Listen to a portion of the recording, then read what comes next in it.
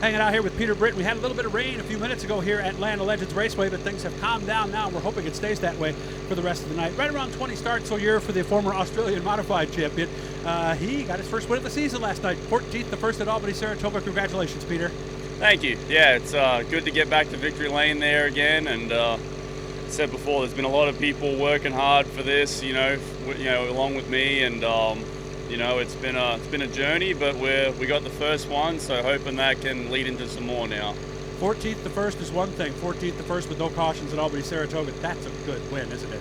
Yeah, that was tough, and it was hard because I didn't even know who was leading the race either, Oh, really? Yeah, so it was, there's no leaderboard there, so you just kind of start you're going through the field, you're trying to figure out, all right, who's leading this thing, and the person who I thought was leading wasn't leading in the end, and you're just trying to pass as many cars as you can, and apparently we passed enough. So who did you pass for the lead, and did you know they were the leader? I think Stone was leading there, okay. And I thought maybe at one point Ronker was leading, and then I got by him. I don't know, maybe LJ's leading because he was moving pretty quick and passing some cars. I'm like, oh, maybe that's who it is. And I don't know.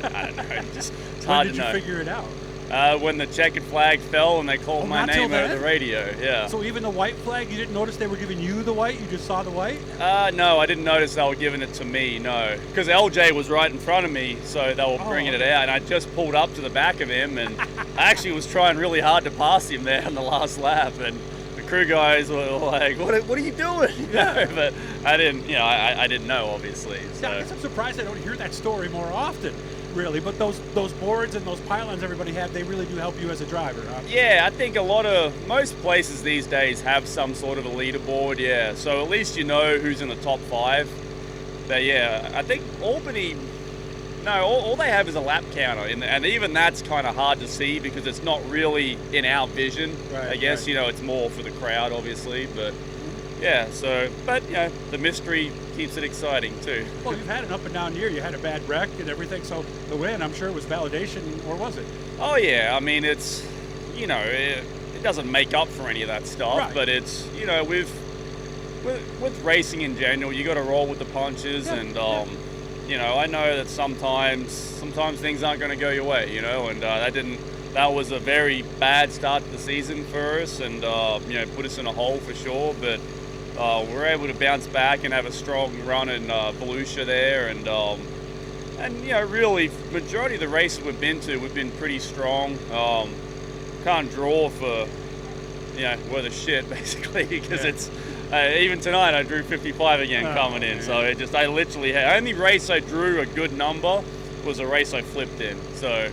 Maybe it's not a good omen to draw a good number. Every night then. Yeah, we'll roll it on the trailer. So. Yeah, so that's been tough to, So I think we've been better than what we've shown a lot of the time too. I mean, we haven't been perfect, definitely, but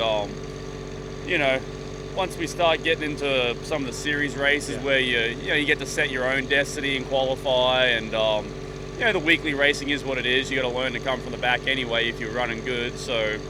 You just anytime you go to the racetrack, you just gotta be as good as you can. How good were you here at Canandaigua in the opener, and where were you when the crash happened? I saw a car flipping just out the right side of my car, so yeah, I was pretty close to it. It was hard to see because it was pretty dusty there on the front straightaway. So I wasn't sure who it was or anything like that, but thankfully all the drivers were okay, and unfortunately there was a lot of money torn up, but unfortunately that's a part of our sport, as I know, after that happening to me in Florida. Yeah, so. Happens easily, just like that. So we're good, everything's good. Who do you want to say thanks to? Who's helping you out? A lot of people. First and foremost, Rich and Randy.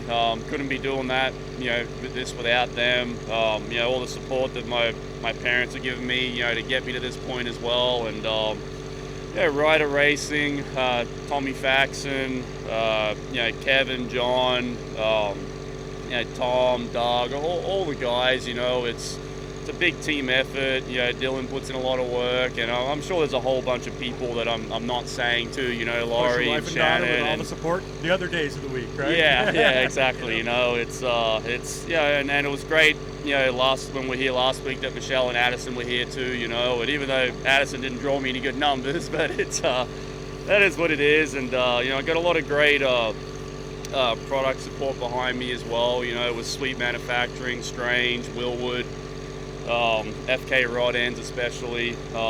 It takes a lot to be able to do this, and thankfully I've got some good support behind me, and hopefully we can keep it rolling. And especially for Land of Legends here this year, having Pepsi come on board is a pretty cool deal for me. And I got to enjoy a few nice cold Pepsis after the win last night, so that was good. And like I said, hopefully there's more of that to come, and just grateful for the support.